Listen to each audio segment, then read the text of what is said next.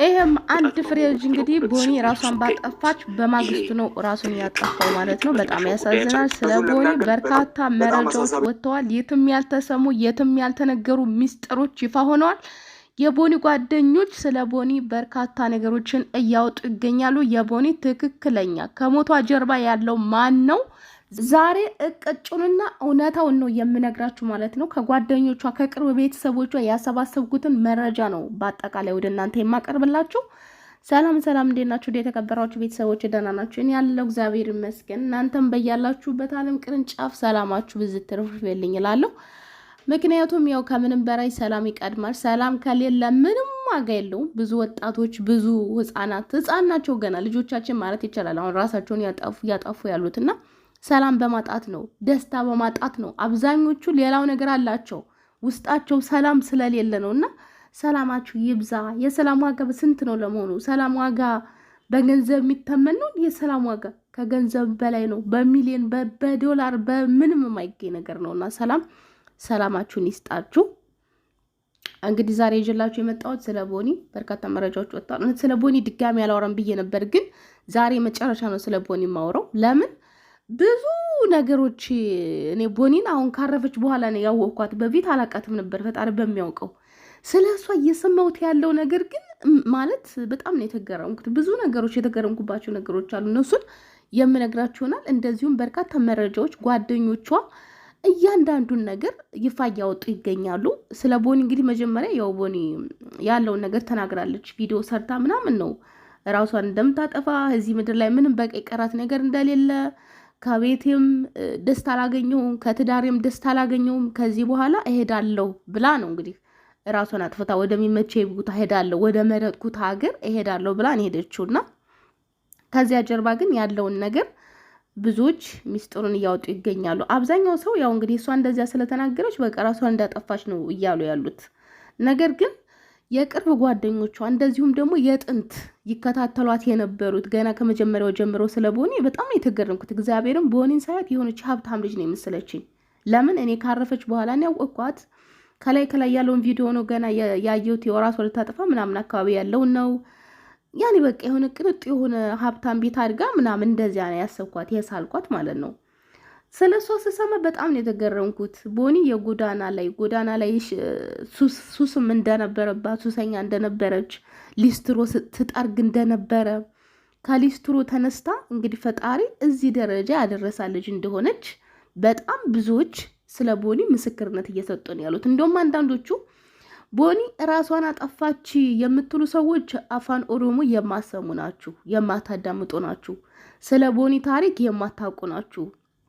ቦኒ እንግዲህ በኦሮምኛ ስትናገር የነበረውን ሁላ እየተናገሩ ከትዳሬም ደስታ አላገኘሁም ከቤቴም ደስታ አላገኘሁም ነው እንጂ ያለችው ከኮመንት አይደለም፣ ኮመንቱ ላይ አይደለም የተናገረችው። ኮስ አንዳንድ ኮመንታተሮች ጥሩ ያልሆነ ነገር ቢኖርም ይሄ ግን ጥንት የነበረ ተቋቁማ የመጣችው ድሮ ነበር ራሷን የምታጠፋው በዚህ ቢሆን ኖሮ። ነገር ግን ጉዳዩ ከዚህ ውጭ ነው። እባካችሁ እንደዚህ አትበሏት፣ በኮመንት በጭራሽ ራሷን አላጠፋችም እያሉ እንግዲህ ሽንጣቸውን ገትረው እየተከራከሩ ይገኛሉ። በጣም በርካቶቹ ማለት ነው። አንዳንዶቹም እንግዲህ በኮመንት ምክንያት አያችሁ አይደለ ምን ያህል መርዝ እንደሆናችሁ፣ ምን ያህል አለመኮመት እየቻላችሁ የስንት ሰው ህይወት እንደምትበጠብጡ አያችሁ አይደለ እያሉም የሚናገሩ ሰዎች አሉ። እና ቦኒ እንግዲህ ያው በኦሮምኛ የተናገረችውን ጠቅላላ እየተናገረችው ያው ከቤቷ ከትዳሯ ነው ሰላም ያጣችው እንጂ ከኮመንት አይደለም። በጣም ብዙ የሚወዳት ሰው አለ። ፌስቡክ ላይ ወደ 290 ምናምን ሺህ ተከታዮች ነበሯት። በቲክቶክ እንግዲህ አሁን ወደ 1 ሚሊዮን ሊገባ ትንሽ ነው የቀረው። በፊት ወደ 800 ሺህ ምናምን ተከታይ ነበራት እና በጣም የምትገርም ልጅ ናት ማለት በጣም ታታሪ፣ በጣም ኮንፊደንት፣ በጣም ኃይል አላት። ይሁን አንዳንድ ሰው የመስራት ኃይል አለው። ኃይል በቃ እንዴት ልበላችሁ፣ ህንዶች ሲጨፍሩ እንዴት ነው ኃይላቸው ከልብ የወጣ ነገር ነው የሚያሳዩት። ገባችሁ? አንዳንድ ደግሞ ወደ ጎጃም ምናምን አካባቢ ጭፈራቸው የሆነ በቃ ከልብ የወጣ ነው። በቃ እናንተን ራሱ እንዲነዝራቸው ያደርጋቸዋል። ልክ እሷ እቺ ልጅ ራሱ በቃ የመስራት ኃይል እንዳላት የሚያሳይ ነው። በጣም ሞኒ ያላት ሰው ናት። መቼም ይገባቸዋል። ቀለስለስ ያለ ሰውና ምናምን በቃ የመስራት አቅም የሌለው ሰው ያስታውቃል። ይቺ ደግሞ የመስራት በጣም አቅም ያላት ልጅ ነበረች። ባጭር ነው የቀረችው። እንዶ ፈጣሪ ከትቢያ ያነሳት ልጅ በእውነት እግዚአብሔርን ከትቢያ አንስቶ እዚህ ደረጃ ያደረሳት እንግዲህ ለባሏ መኪና የገዛች ምን ያለች እንደሆነች እየተነገረላት ነውና በጣም ነው የተገረምኩት። የእሷ ታሪክ እጅግ በጣም የሚገርም ነው። ሌላው እንግዲህ የእሷ ባለቤቷ ወደ 300 ምናምን ሺህ ተከታይ ያለው እሱም ቲክቶክ ላይ ልክ ለመጀመሪያ ጊዜ ራሴን ላጠፋ ነው የሚለውን ቪዲዮ እንደሰራች ኮመንት ላይ የኮመተም ላይክ ያደረጋትም እሱ እንደሆነ ብዙዎች ይሄን ነገር ይዘውታል። የመጀመሪያ ላይክ ያደረጋት ይሄ ነው ተመልከቱ ምናምን እያሉ እየተናገሩ ነው ያሉት። እሱ ግን ሌላው የሆነ ልጅ አለ ደግሞ የቦኒ ቅርብ ጓደኛ ለአፋን ኦሮሞ ቢቢሲ ለሚሰሩ ለነሱ እንደሰጠው መረጃ ከሆነ ደጋግሜ ለሱ ስደውለት ቀረጻ ቦታ እንደሆነ የእንትን ባለሙያ ነው የቀረጻ ሰዎችን የሚቀርጽ ምናምን ነገር ነው የዚያ ባለሙያ እንደሆነና እዛ እንደሆነ ነው የነገረው ለሱ ማለት ነው። የቦኒ ስልክ አልሰራ ሲለው ይሄን ቪዲዮ ለቃ ሲደውልላት አልሰራ ይለዋል። ከዛም በኋላ ለሱ ሲደውለው እዚህ እንዲህ ስራ ቦታ ነው ምናምን አለኝ እና ብቻ ያልነገረው ነገር አለ፣ ግልጽ አድርጎ ያልተናገረው ነገር አለ። በቢቢሲ ላይ ነው ተናገረ የተባሉት በአፋን ኦሮሞ ነው እንግዲህ የሚቀርበው ተብሏል። ያልተናገረውና በውስጡ የቀረ ነገር አለ፣ ሚስጥር አለ። ግንኙነታቸው እንግዲህ ከተናገረው መካከል ግንኙነታቸው በጣም አሪፍ ነበር ድሮ።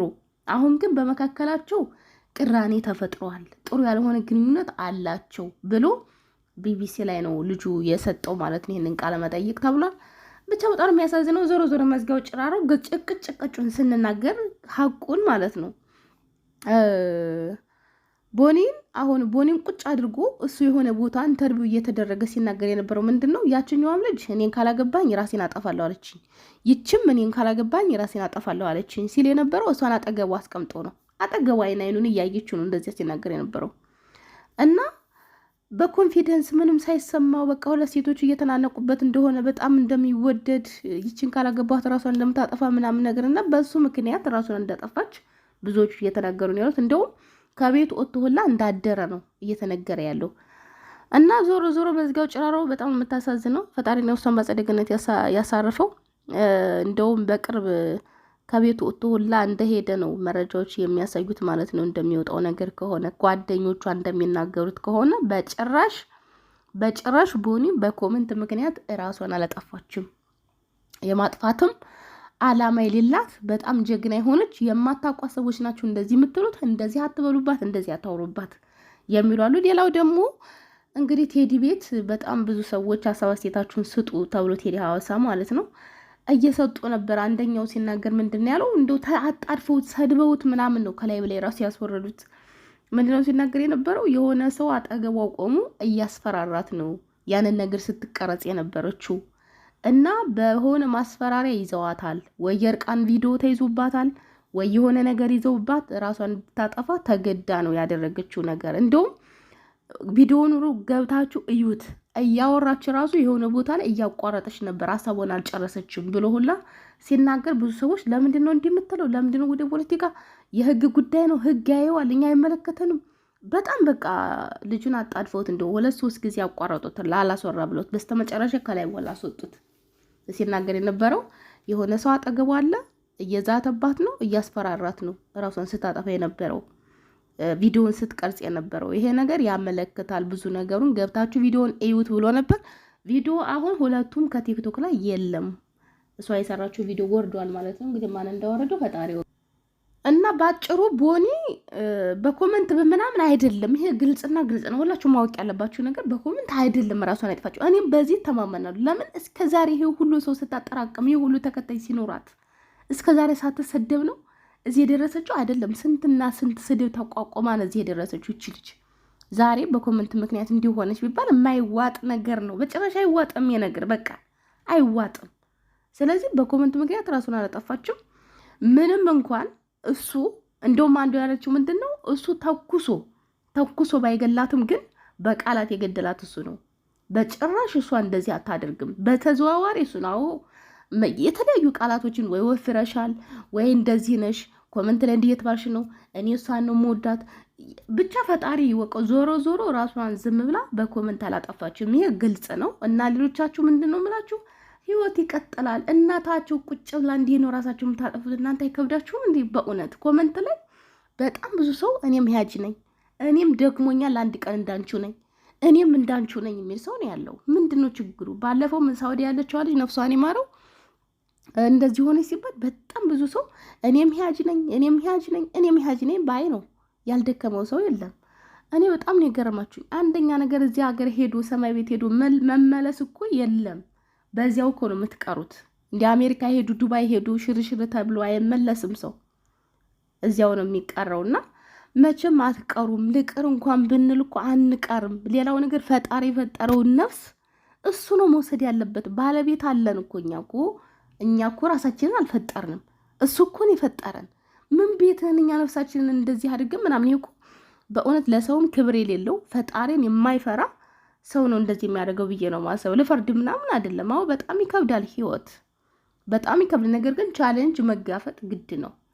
ወደ ሲኦል ለምንድን ነው በራሳችን ሰዓት የምንወረወረው? አንዳንድ ሰዎች ደግሞ እኔ ብቻ በጣም ነው ያሳዘነችኝ። ግን ትዕግስት ማድረግን የመሰለ ነገር የለም። ወንድ ልጅ ቤት ወንድ ልጅ ይመጣል። የማይጠቅም ሰው ሲሄድ የማይወድን ሰው ለማይወዳችሁ ሰው ለምንድን ነው ራሳችሁ መስዋዕት የምታደርጉት? በእውነት ለሚወድን ሰው እንኳን እኮ ብናደርግ ጥሩ ነው። ለማይወደኝ ለማይንቋሽሽ ለእኔ ክብር ለሌለው ሰው ራሴ ልሰቅል? ኧረ በጭራሽ የማይሆን ነገር ነው። እሱ መድኃኔዓለም ከእንደዚህ አይነት አስተሳሰብ እንደዚህ ነገር ከሚያሸኩሽኩብን እሱ ይጠብቀን። እንደዚህ የምታደርጉ ሰዎች ግን ማንም እንደማይጎዳ ማወቅ አለባችሁ። ማንም ነው የማይጎዳው ማለት ነው። እናታችሁ ቤተሰባችሁ ሲያብሰለስላችሁ ይኖራል።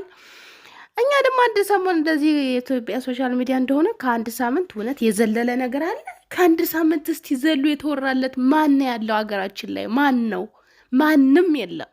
ሳምንት ራሱ በስንት መከራ ነው የሚዘልቀው ጉዳዩ። ከሳምንት ባለፈ ካላስ ተረስታችኋል የላችሁም። ስለዚህ ለራሳችሁ አስቡበት። ማንም ነው የማይጎዳው። ወደ ሲኦል ማንም አይደለም የሚወረወረው። ሁሌ የምታለቅሰው እናታችሁ፣ ሁሌ የምትበሳቆለው የምትቆዝመው እሷ ነች እንጂ ማንም ባላችሁን ፍቅረኛችሁ የማይጎዳ ማንም ነው የማይጎዳላችሁ። እኔ ሰው ሞቶ በጭራሽ አራሳቸውን ብዬ ልቤ የቆሰለላቸው ሰዎች አሉ። እንዲህ ሶሻል ሚዲያ ላይ ማውቃቸው ልቤ ቆስል ብሎ ያለቀስኩላቸው አራሳቸውም ያልኳቸው። ግን አጀንዳ ይቀየራል። ሌላ አዲስ ነገር ይመጣል። ደግሞ አዲስ ነገር ይመጣል። ገባችሁ?